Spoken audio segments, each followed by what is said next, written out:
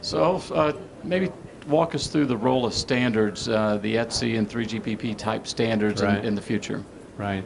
Well, I think this is a very, very important question because we come traditionally from a telecoms industry where it's been a heavy focus on pre-standardization and standardization and sitting down an agreement exactly how every service vertically is going to work in a stack.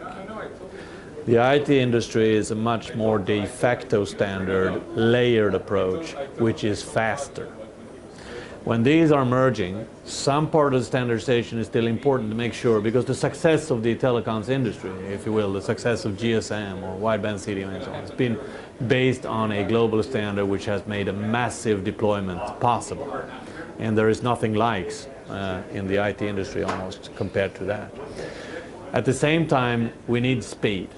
And in that speed and the agility that is needed, which is one of the big topics here at the TM Forum, open source, for instance, is a way to solve some of that problem. In open source, the members can decide what they pitch in, what they put in as code, and it can be used by everyone, and therefore speeding up. And it can become then some way of standardization. So there is a relationship between that and standardization. So we need some standardization, but we need to make sure that we don't over-standardize, so we slow down the development of the industry and not making us irrelevant as we want to be. We can use new ways of solving problems. Open source is one very important, but there are more, in order to make ourselves more agile, more capable of keeping up with the service development requirements that is coming from, to a large degree, internet players.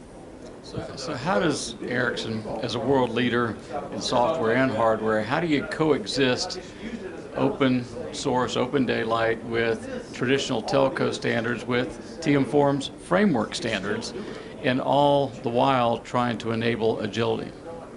Well, we're all very active in all three, actually. So we're very active in standardization still. We have the largest number of contributions in many of the mobile system standardizations, 3GPP and so forth. We are making sure that we can provide a lot of support for the TM Forum's standardization approach on the OSS systems and management systems for the future. And we're also getting increasingly active in the open source community. We were one of the founding members of Open Daylight. We were a major contributor to OpenStack, and we've chosen to use OpenStack as our virtualizer and so forth.